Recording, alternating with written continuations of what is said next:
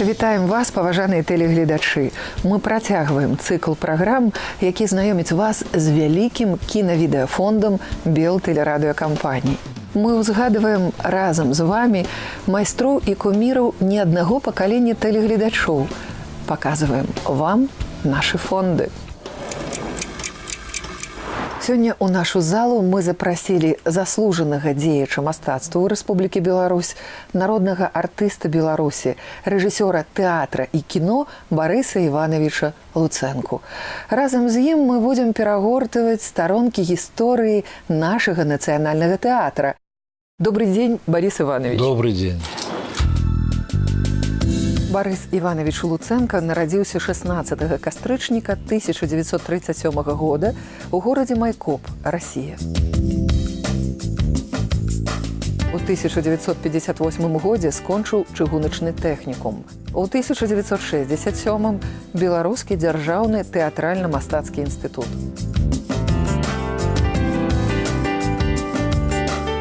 З 1967 па 1973 год працаваў у Нацыянальным акадэмічным тэатры імя Янкі Купалы.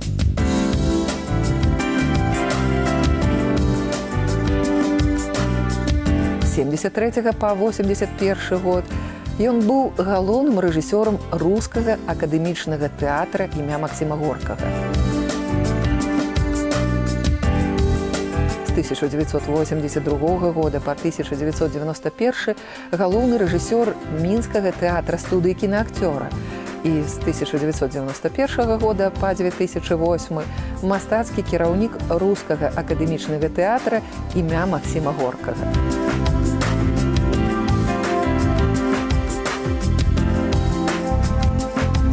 Сёння Барыс Іванович працягвае служыць у гэтым тэатры. Ганаровы акадэмік Міжнароднай акадэміі тэатра, лаўрэат спецыяльнай прэміі прэзідэнта Рэспублікі Беларусь, прафесар. За 50 гадоў працы ў тэатры паставіў больш за 100 спектакляў у нас, у рэспубліцы і за мяжой. Скажите, пожалуйста, с какой страницы вашей творческой биографии, с какой версты жизненного пути мы начнем нашу программу? И на протяжении всей программы мы будем обращаться к нашим фондам. Мы будем вспоминать и показывать. Ну, я так задумал, что знаковым для меня спектаклем был «Раскиданное гнездо». Когда я сразу прочитал «Раскиданное гнездо», мне показалась какая-то мелодрама, вот такая немножко неестественно люди себя ведут. А потом, когда я понял, что каждый герой – это некий путь, который предлагает автор. Ну, скажем, если Симон, он предлагает так, вот как противостоять тому, что происходит. Ну, скажем, раскидывает гнездо. Что нужно делать? Надо взять топор и идти ненавистью. И тогда возникает такое стихотворение. «Кажуть кветку, стоптала быдляча нога, нехай топче, и ты рабітоеш, сам антихрист не пойми, что нельга, что льга. Ты не стопчешь, тебе стопчут вдвое». Вот, это его позиция. А у Зоськи, наоборот, позиция солнца, позиция добра. Вот самое солнце взять у руки, як с походни с ним идти, светлом ничтожить наши муки, увесь плач родной земли. А Марыля, которая хочет примирить все, говорит, ночь хоть день на свете, и ты з усими так кричи, кричать галей, иди галече, кричать мовчи, и ты мовчи. То есть у каждого есть своя позиция, которая, когда я нашел эти стихи, когда нашел, куда их вставить, мне захотелось это обязательно прозвучать. И я не скрою, мне помогал такой человек по тем временам, легендарный Ким Иванович Хадеев. Он как-то вместе мы работали, вместе искали это. И я считаю, что эта работа была очень интересной и продуктивной. Поэтому, когда я уже пришел к купаловским артистам, я считаю, они прекрасные артисты, распределил роли, и уже мы пытались стихи к образам добавлять, Вот тут уже получился спектакль. Борис Иванович, у нас в фондах нет спектакля того первого, который вы поставили на Очень сцене жалко, Купаловского театра. Но у нас есть запись постановки на сцене Русского академического театра. Давайте с вами посмотрим и какие воспоминания еще нахлынут. Делитесь ими с нами и с нашими телезрителями. А хто там іде, а хто там іде, у огромній такой громаде. Белорусы, белорусы, белорусы.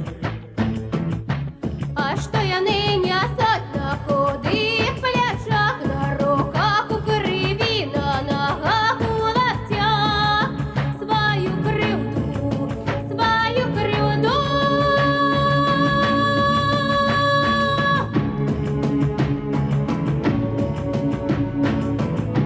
Получился спектакль, который шел на белорусском языке. Вот. Имел огромный успех. Кстати, огромный успех среди школьников. И Откуда вы знаете? А я знаю, потому что я сидел в кафе и слышу такой девочка. Говорит, вот, понимаете, нас вот распределяют, куда нам, в какой театр пойти. И вот мне выпало, что я должна пойти на «Раскиданное гнездо». Я не хотела туда идти. Но, девочки, когда я посмотрела, я ахнула, как это здорово, как это интересно. Вот она даже привела зонг, который мы поем уже на поклоне. Гей-го-го, гей-го-го, мы живем, мы пьем, хлеб наш люди едут, мы ж мякину жуем. Эй-го-го, эй-го-го.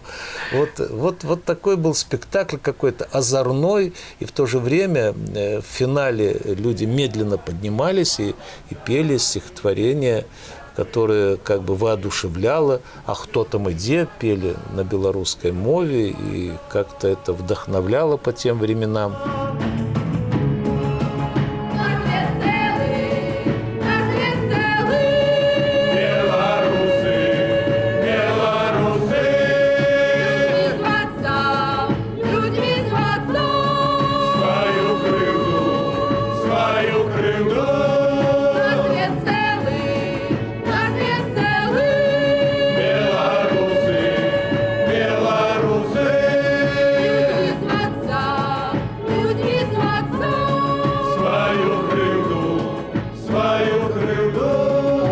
Я влюбился в эту пьесу, и вдруг Матвеев мне предлагает снять фильм. Я ему предложил сразу «Раскиданное гнездо». Фильм я делал с таким, энтузиазмом, понимая, что надо сделать хороший фильм, и там тоже были зонги. Мы попросили Мулявина, чтобы он написал на эти зонги музыку, и Кортес написал музыку, и, конечно, песняры. Но, к сожалению, что из этого фильма многие зонги были вырезаны. Он сейчас идет в такой усеченной форме. Но даже когда мне говорят, что фильм очень нравится, и он волнует даже сегодня, я радуюсь этому.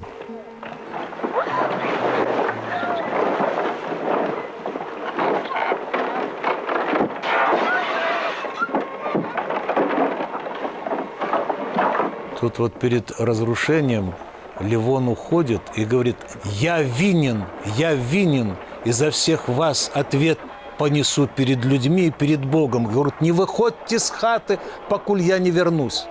Он ушел, и стало вот это вот разрушение. Они пытаются внутри хаты как-то спастись от него. Это в один кадр все было снято. Тут уже дублей не было. Что ж вы делаете, гад? Что ж вы делаете? Фу! Что ж вы нас гоняете, как собак бег? Земля под ногами расступится, не вы! Забивай нас, краска! Всех забивай! Ну, на первую съемку и вообще мне помогал, и поддерживал меня мой друг Валерий Рубинчик, известный режиссер. К сожалению, нет его в жизни уже. Я очень скорблю о нем, что нет его, не хватает мне его. И Кортеса нет, да, это же его музыка. Вот сейчас самый интересный план, когда он выносит отца.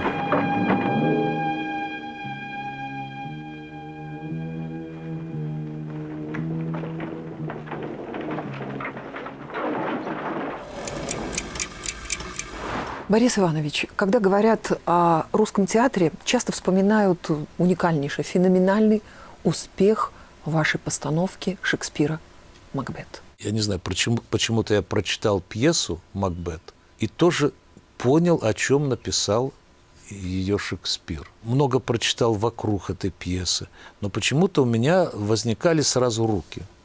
Вот руки человека, они созидают прекрасное. Созидается архитектура, поэзия, взаимоотношения. Вот созидают руки и тут же разрушают. Вот почему-то сразу возникли руки. Вот мне хотелось про это сказать. Потом я вычитал одну фразу, которая мне безумно понравилась у Элиота. «В каждом из нас сидит дьявол. И как только он выходит наружу, история Макбета повторяется вновь и вновь. Различны только масштабы. И вот они идут на убийство, и потом выходят с окровавленными руками. И вот руки были чистые. И вдруг они превращаются в кровавое пятно. Их очень трудно отмыть, сколько бы... Вот, Фрагмент с чашами. Вот руки, да. Вот руки, да. Вид глаза из впадин вырывает океана, не хватит их отмыть.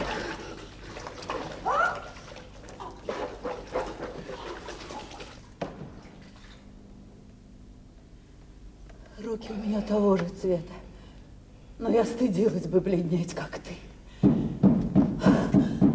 Стук ворота на южной стороне. Скорее в спальню. 1 лишков воды, и смыто все. И станет нам легко. Как будь же тверд и с духом. Соберись. Нет, но здесь дух спектакля сохранен, в общем-то. Но он снимался уже в 1988 году, по-моему. Я уже не работал в театре. Карпилов снимал, он опытный телевизионный режиссер. И он так довольно очень, мне кажется, перенес хорошо на экран. И я могу сказать, я очень благодарен ему, что он сохранил этот спектакль. Спектакль был показан за рубежом. Вы тогда в Германию не смогли поехать. Вы не поехали, но... Меня просто не пустили, да. Но вы все равно, знаете, вам рассказали о том, как его понимали, насколько его приняли, насколько его приняла западноевропейская публика. Ну, насколько я знаю, мне рассказывал Ростислав Иванович Янковский, он подробно рассказывал, что в зале не пробиться был полный зал, и они не в одном городе играли, они играли, по-моему, даже в 4 городах. Там около 10-15 минут были аплодисменты. Вот. И мы даже засекали время. Я говорю, сегодня на минуту меньше. Сегодня на минуту или на минуту больше в каком-то городе. Но приняли здорово. Я потом получил письмо из Германии такое. А меня не взяли, потому что когда приехали смотреть спектакль из Западной Германии, мне сказали, что я что-то не то сказал, и они напечатали это в журнале. Я все пытался понять. Я, конечно, переживал, что меня не взяли. А пришло письмо оттуда, что вы не смогли приехать, вы такой, наверное, известный режиссер. Вы так заняты. Вы и так заняты, вы, наверное, так ставите в Комедии Францесс, наверное, какой-то спектакль. Но ваш спектакль нас потряс, мы гордимся, что смотрели ваш спектакль. Жалко, вы не видели и не слышали наших аплодисментов. Вот такие вот. Конечно, я чуть не плакал, и было обидно. И что же сделаешь? Такова жизнь, и ничего с этим не сделаешь. Конец огарок догорел. Жизнь только тень, она актер на сцене. Сыграл свой час. Побегал, пошумел и был таков.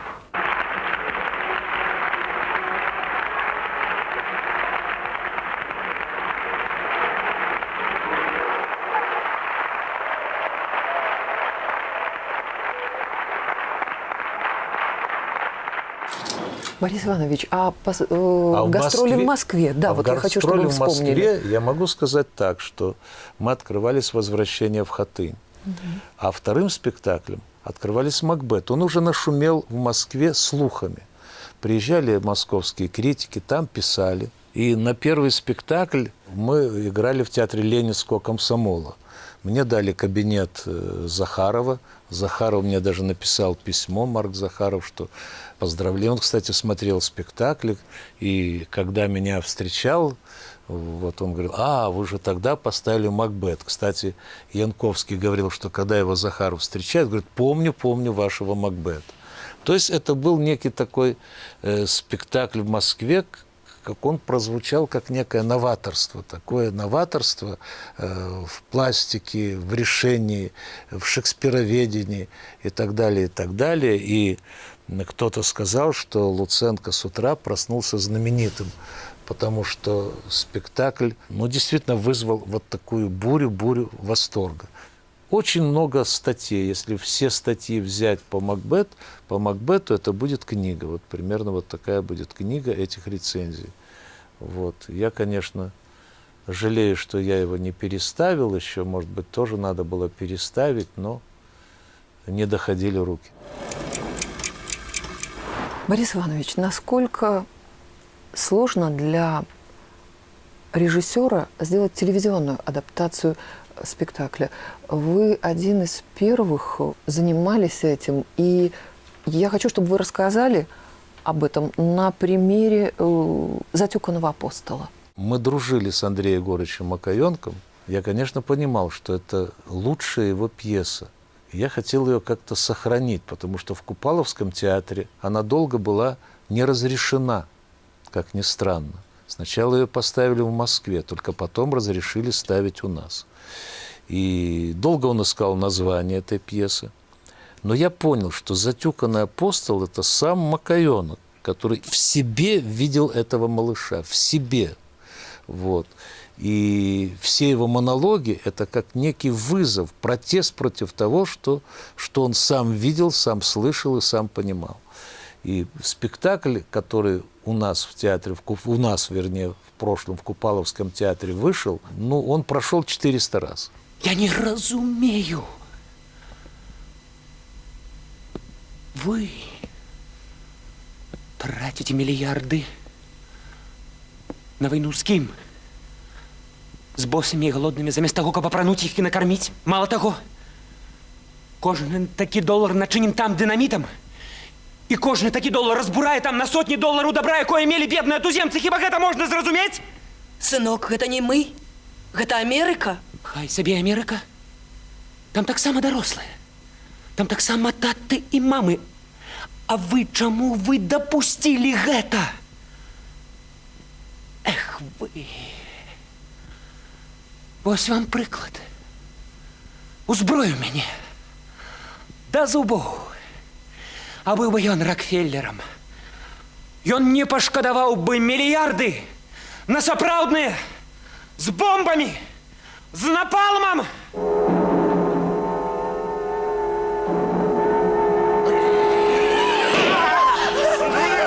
Сын, перестань! Ты что, сынулик? Я кому? Сынулик? Сынулик? Я кому говорю? Что это? Мы снимали кадр за кадром несколько дней, потом монтировали. И вот это уже финал, по-моему, спектакля. Кстати, Макаенок, когда написал эту пьесу, он предполагал так, что папа – это Америка, а мама – это Советский Союз. Вот, а между ними у него дочку звали Сира в первом варианте, а малыша звали Израиль. Там мама кричала на малыша: «Израиль, не трожь Сирию». Но потом это все запретили и дали другие имена. Но, думаю, суть пьесы от этого не изменилась. Вы знаете, чем больше запрещают, тем больше интереснее работать. Вот он сейчас будет прыгать в окно. Не буду! Ведь как у режиссера возникает замысел. И вот от этого даже начала зависит многое. Я считаю, что человек, который совершает, куражится на нашей планете Земля, он может быть как бы немножко наказан И у меня начинался спектакль с такого выбивания, когда людей как будто выбивают в другой мир, в другую систему. Вот Кузьмина это Ева Мадыч, вот это трагедия человека.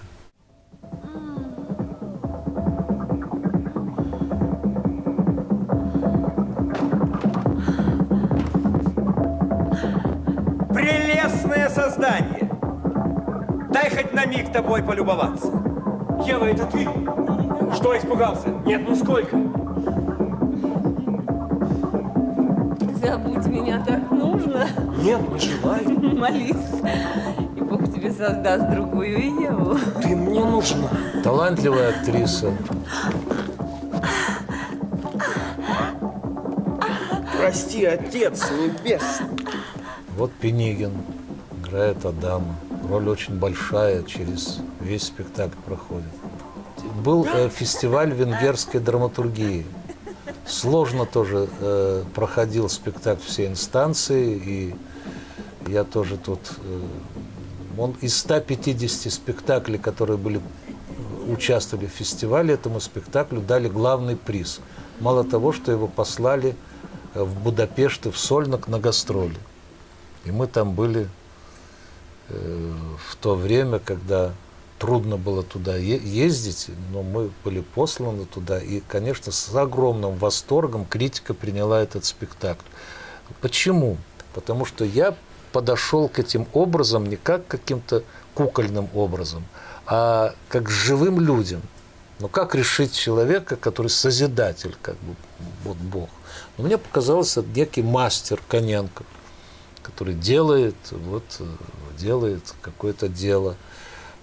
Ну, не знаю, решал бы я сейчас так или нет, но тогда это был тоже прием очень интересный, и вся венгерская критика кричала, вот как надо ставить. У них Мадыч, как в России Пушкин, он такое значение имел.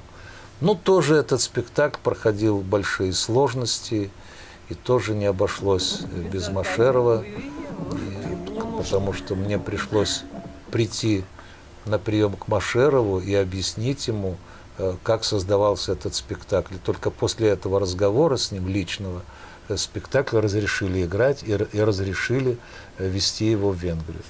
Вот такие чудеса. Наверное, все-таки ни с одной постановкой просто не было. Не было, к сожалению. С Трехгрошовой как-то обошлось.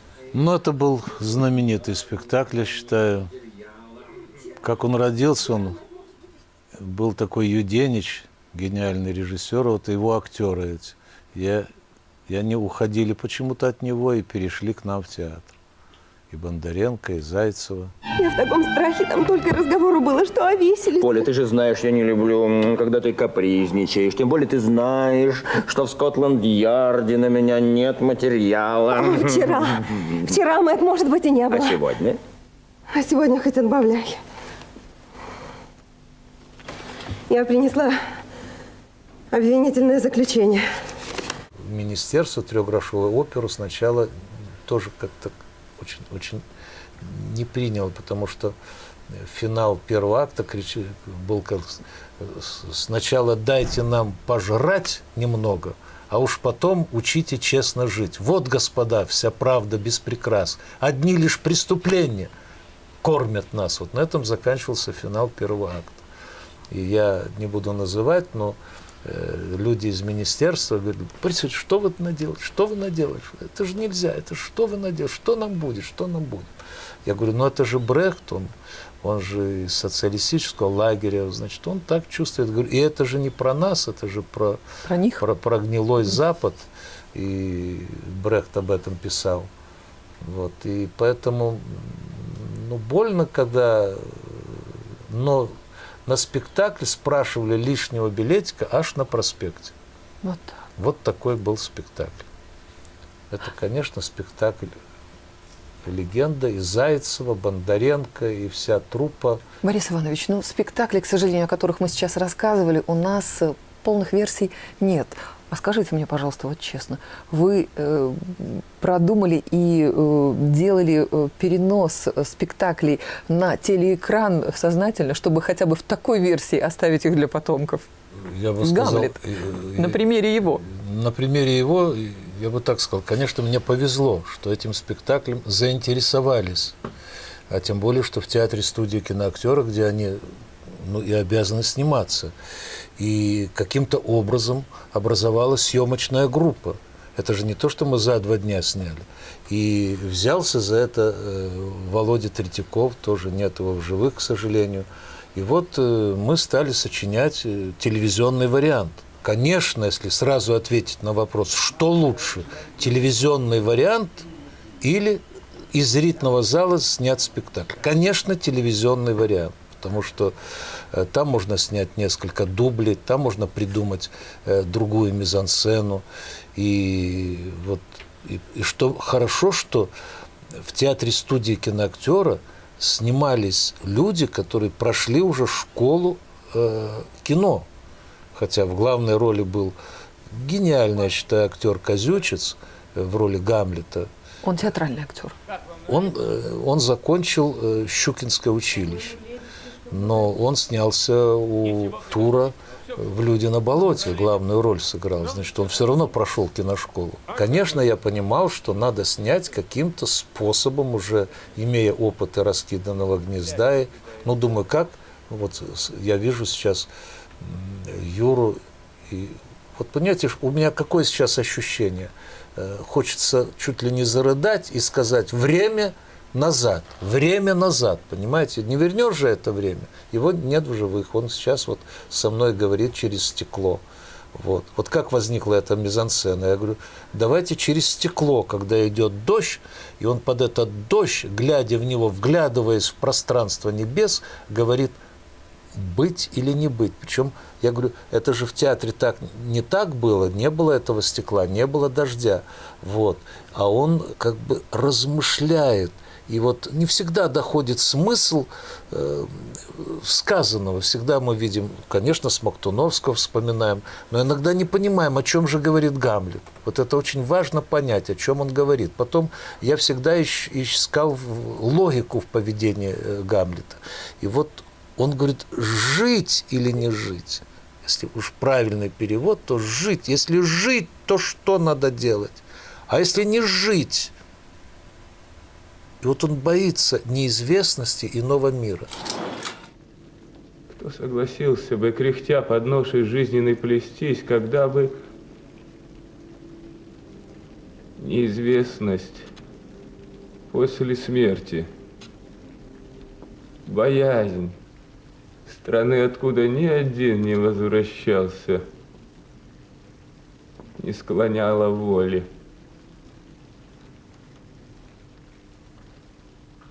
Мириться лучше со знакомым злом, чем бегством к незнакомому стремиться. Так, всех нас в трусов превращает мысль. И вянет, как цветок, решимость наша. Бесплодие умственного тупика.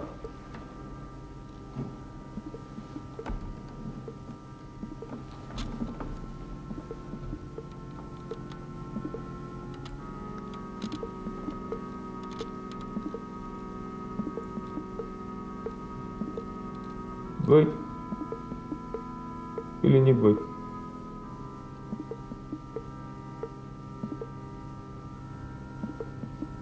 Быть или не быть?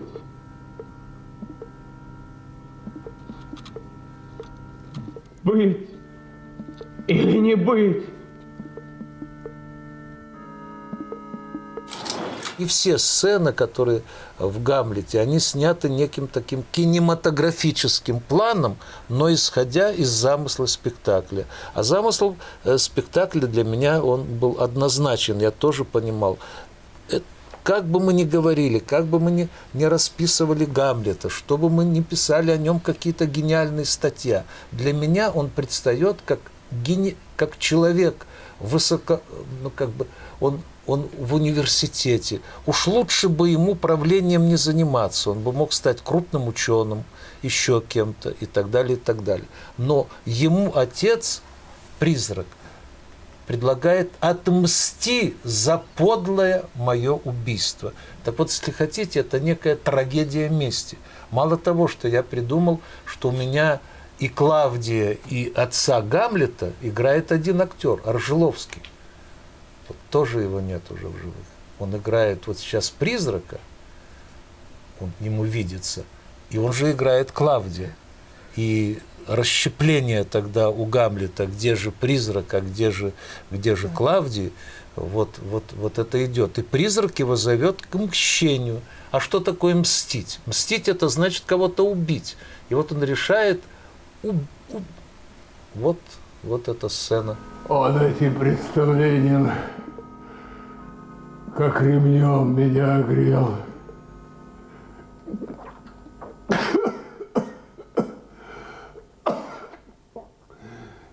Ведь щеки шлюхи, если снять румяна, не так ужасны, как мои дела.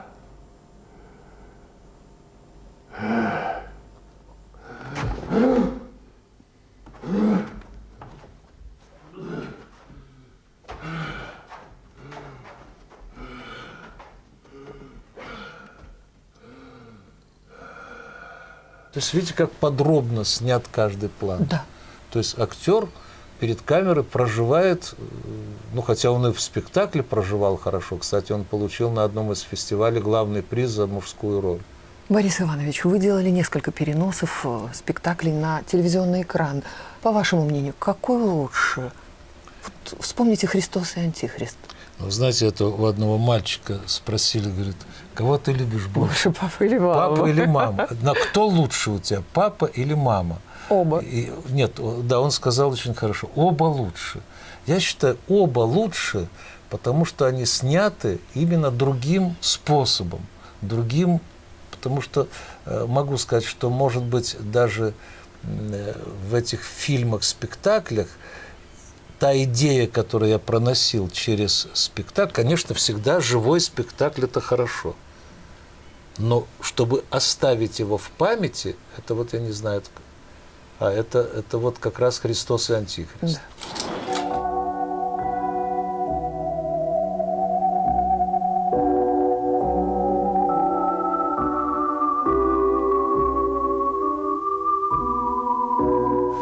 Ну, это такая сцена эротическая. Маланкина сказала, что все уйдите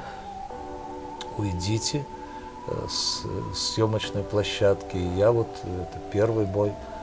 Я не очень люблю раздетые фигуры, но мне показалось, что чтобы понять, почему Алексей так любит Афроську, это тоже для меня это любовь, потому что считается, что Афроська какая-то дурочка такая, если она умная. Считалось, что Алексей это дурачок такой, сходит с ума. Мне показалось, что он притворяется сумасшедшим. Он не хочет быть у власти, он не хочет быть наследником Петра. И он не считает, что позиция Петра любым способом возродить Русь. Он говорит: да, папа, дай мне какой-то кусочек земли, я буду там доживать свой век с Афроськой. Вот его такая тема.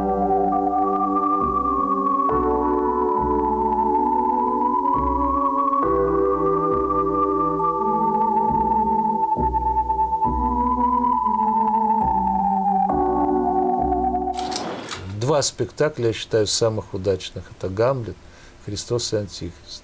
Они заслуживают того, чтобы их даже показать в каком-то кинотеатре с обсуждением или в театре показать для актеров, которые еще живы, к счастью. Вот я хотел, чтобы Шитько, скажем, приехал и показать в каком-то кинотеатре, встреча с ним могла быть. Он же сейчас уже известный артист. Работает в Москве. Работает в Москве. Он согласился. Но вот как это сделать, я не знаю. Борис Иванович, и еще один и спектакль, и телевизионную версию я хочу, чтобы вы сегодня вспомнили. У нас есть возможность показать телеверсию. Расскажите, пожалуйста, и об этом спектакле. Почему он тоже продолжает свою жизнь? По сути дела, ну, слово такое немножко, может быть, высокопарное, увековечивает свою историю, свою жизнь на телеэкране. «Возвращение в Хатынь». Ну, во-первых, я был немножко дружен с Олесем Адамовичем. Он же написал один из соавторов «Я с огненной вёски». И я ему предложил сделать перенос на сцену этого материала. Он сказал только с одним условием, что ты будешь моим соавтором. Это правда. Я сказал, нет, я буду режиссером, никаких соавторов я не хочу. Он говорит, ты напиши и перенеси в театр. Нет, только так. В общем-то, я вынужден был согласиться. Ну и как была работа. Он, кстати, он ложился то ли в 9, то ли в 10 часов, и в 4 утра он всегда вставал, и в 8 утра он мне звонил. Я приезжал к нему домой, он давал мне какой-то тип материала, как он это видит. То, что он уже проработал, да? То, что он уже проработал, а я пытался как бы из этого что-то сделать. И у нас появился спектакль «Возвращение в Хатынь», именно по «Я из огненной вёски», уже дописанный и Адамовичем, но и при моем участии.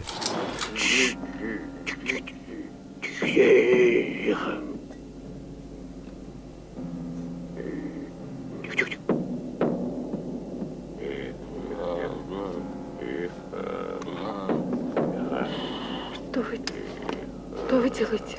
Что вы делаете? Что вы делаете? Что вы делаете? Деток напугаете? Что вы делаете? Деток же напугаете! Что вы делаете?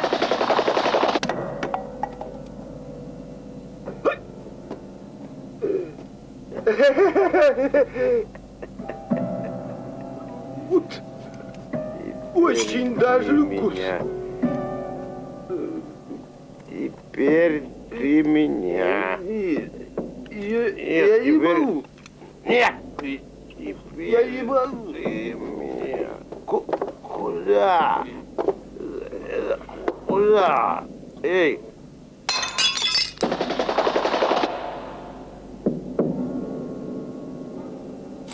Когда мы приехали уже из Москвы, вот, зритель там принял вообще на ура этот спектакль.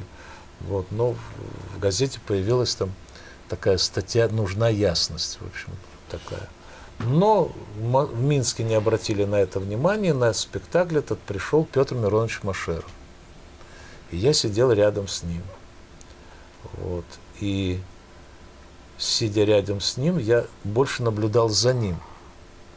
Его потряс этот спектакль, он плакал. Я ему сказал, что в Москве не совсем поняли критики. Я говорю, один критик всего. Он говорит, да не обращайте на это внимания. Спектакль хороший, поздравил нас, и после спектакля остался доволен. И мы этот спектакль играли на сцене долгое время. Я хочу обратиться к спектаклю «Перед заходом солнца». Вы ставили его специально под Ростислава Ивановича Янковского? Да, я могу так сказать. У меня было желание поставить с ним либо «Короля Лира», я хотел, либо вот «Перед заходом солнца». И долго мы думали, размышляли, и он в конце концов сказал, что он хочет «Перед заходом солнца». Ну, я стал с ним работать интересно. Кстати, он на первую репетицию пришел со знанием текста. Уже? Уже. Он был в отпуске и пришел, знает текст. Актеры даже кто-то не читал еще пьесу, вот, а он уже текст знал и подробно мог рассказать о каждой сцене. Меня даже немножко это смутило, потому что, мне кажется, надо разработать, надо все-таки постепенно, подрастающий. Постепенно. Нет, но я могу с ним очень приятно работать. Он очень любит режиссера. Он, в общем-то, может хорохориться, может даже с чем-то очень сильно не соглашаться, но когда я ему убедительно говорю, что вот так лучше, И даже мы однажды поссорились, и я ушел в кабинет, он приходит, он понимает, что так лучше, и сделал именно так, как я прошу. И также вот и в «Макбете» были такие у нас. Он, кстати, гениально играл Якова в «Последних». К сожалению, не сохранилось ничего от «Последних». Вот. И вот перед заходом солнца стал для него и для театра неким таким этапным спектаклем. Мы возили его в Москву, боясь, что там очень много было перед заходом солнца. И Леонид Ефимович Хефиц, который, мы дружим тоже, до сих пор дружим. Вот, пришел посмотреть спектакль, он сам ставил с Царевым. И он отметил, что спектакль решен совершенно по-другому, но не хуже, чем это. Мы играли в театре Вахтангова. Кто это поет? Это пение не дает мне уснуть. Я ничего не слышу. Как же, у тебя абсолютный слух винта. Это хоры. Хоры поют, хоры.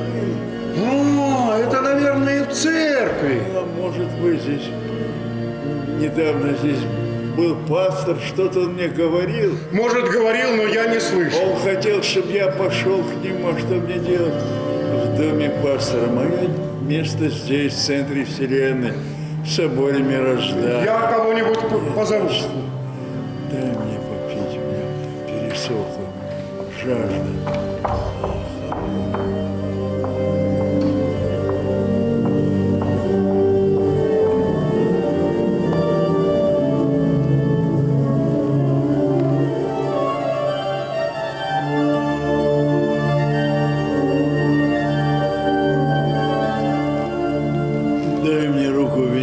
Поклонюсь ей.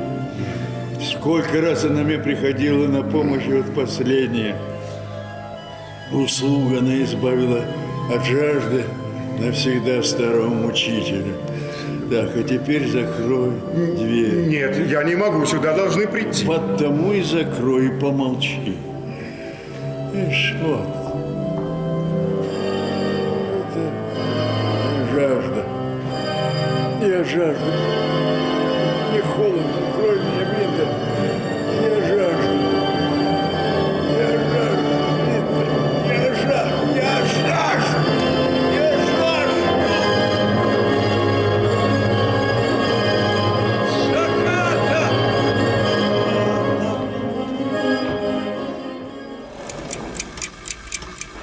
Борис Иванович, мы смотрим фрагменты из постановки «Извещение Марии». Расскажите, когда новая тема появляется в вашем творчестве? Я рад, что этот спектакль у меня значится. И я как-то заражен был одной фразой. И сейчас ее хочу процитировать. Каждый из нас послан сюда, на эту планету, чтобы осуществить божественное назначение Вселенной, раскрыться. Вот насколько ты важен. И мне кажется, я должен был раскрыться в создании театра под куполами, но я его не создал. И как-то так получилось, что ставлю спектакли на эту тему, вот, скажем, «Благослови нас, Господи», «Извещение Марии». Чего стоит весь мир в сравнении с жизнью?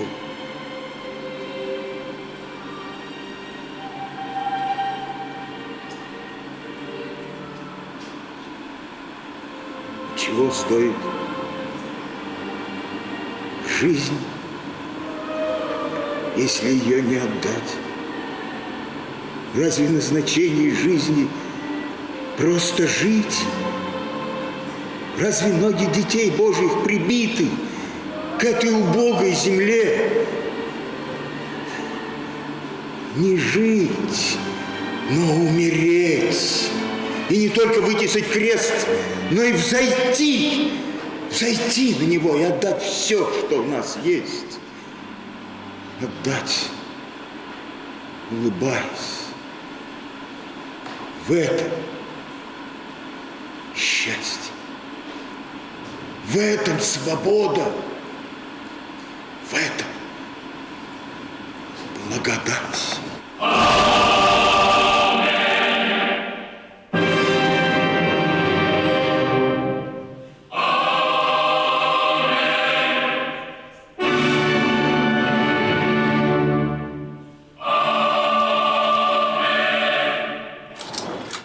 И сейчас поставил «Ода она», где сам играю там главную роль вместе с прекрасной артистой Беллой Амовной Масумян. Я могу сказать, что я получил огромное наслаждение работать с ней и как режиссер, и как актер. Я ночью стал бродить по тьмам прожил дух. Вижу юношу, который читает книгу. Я подошел к нему, он говорит, он мне поднял взор и говорит, о чем, бродяг? Один? Так горько плачешь ты. Он говорит, я ему говорю, послушай, мой жребий злобный, я к смерти пригвожден и призван в суд загробный, и вот о чем грущу, к суду я не готов, а смерть страшит меня. Он говорит, ну так что ж, чего ты ждешь? Беги отсюда, беги отсюда. А куда бежать? Куда? Какой мне выбрать путь? Он вдруг приподнимает взор и говорит, приподними свой взор. Не видит ли твой взор чего-нибудь?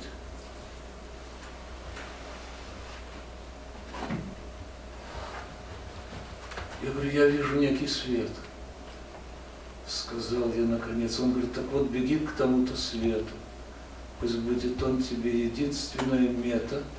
Коленых врат еще ты не достиг. Ступай. Спектакль, в общем-то, тоже он духовный.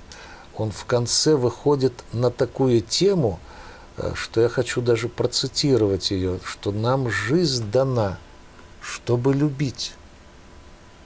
Любить без меры, без предела. И всем страдальцам посвятить свой разум, кровь свою и тело. Нам жизнь дана, чтобы уважать униженных и оскорбленных, и насыщать, и согревать увечных, сирых и бездомных. Нам жизнь дана, чтобы до конца бороться с тьмой, бороться с ложью и сеять в братские сердца одну святую правду Божью, а правда в том, чтобы любить, любить без меры, без предела, и всем страдальцам посвятить свой разум, кровь свою и тело. И вот молодые девушки просят мне подписать программку. Я не, как бы стесняюсь этого. В общем-то, это дело актеров, режиссер не должен этого делать. Но они просят да, чтобы я написал «Нам жизнь дана, чтобы любить». Вот чтобы я на программке написал. Самый главный автограф. Да, самый главный автограф. Ну, может, это и замечательно, что они сейчас в своем юном возрасте это поймут, и видят этот спектакль, знаете, и переживают его. Я могу так сказать, что спектакль для меня не делится на тот момент, когда люди говорят, хороший спектакль, хорошие актеры, да и режиссура очень интересная, и вот мизансцена какие, пластика какая, там все хорошо. Но если человек говорит, что его спектакль достал, зритель, когда говорит, вы меня прочистили немножко. Вот как после «Оракула» мой знакомый журналист сказал, ну ты меня достал. Вот это вот для меня самая большая похвала, если я чуть-чуть человека достал. 52 минуты в эфире. Говорят, что реку времени повернуть вспять невозможно. Но телевидение иногда дает иллюзию того, что время можно отмотать вспять. Вам самому было интересно сегодня? Ну, конечно, окунуться в то время, причем я всегда думаю, жизнь, что такое жизнь для меня? Это неповторимое мгновение. Вот я сделал, уже я повторить это не могу. Вот секунда прошла, ее уже нет. Вот вторая ее нет. Вот вторая ее и нету. Единственное, что можно, это увидеть запечатленное время, но все равно оно в прошлом было запечатлено. Это было настолько интересно, что мне хочется просто произнести фразу, чеховскую фразу. Если бы сначала прожить жизнь начерно, а потом набело. Потому что мне так хотелось бы еще раз прожить эту жизнь, где я бы, может быть, преодолел бы свои недостатки, может быть, я бы тогда был более мягкий с актерами, может быть, я бы не сделал тех ошибок, которые у меня были, может быть, я бы нашел какую-то даже систему все-таки взаимоотношений не только с людьми, но и с Богом, понимаете? Вот это самое главное, что я сейчас ищу, и для меня вот главная тема, которую вот я хочу, чтобы ну вот в моих спектаклях была, это вот есть тайна, которую человек любой должен разгадать.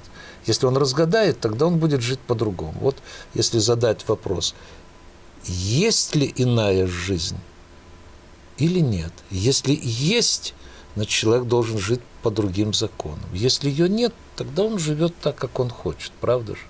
Понимаете, это кто-то сказал, что если бы вы точно знали и научно было доказано, что есть ад и рай, вы бы изменили свою жизнь или нет? Вот меня эта тема тоже сейчас волнует, и думаю, что она волнует всех, кто сейчас живет. Мне захотелось иногда заплакать, потому что это невозвратимо. Вот, и мне нравятся отрывки. Я очень рад, что вот сохранился Христос и Антихрист. Вот, его надо, может, как-то там почистить что-то, и Гамлет сохранился. Вот это для меня, ну, вот они самые хорошо снятые спектакли. Благодарю вас. Спасибо большое вам. Спасибо. Спадзяёмся, што вам спадабалася наша праграма, паважаныя тэлегледачы, асабліва тым, хто любіць тэатр, хто цікавіцца тэатрам, хто цікавіцца таксама гісторыяй нашага нацыянальнага тэатра, яго майстрамі і кумірамі. Дзякуем вам за ўвагу і развітваемся да наступнай сустрэчы.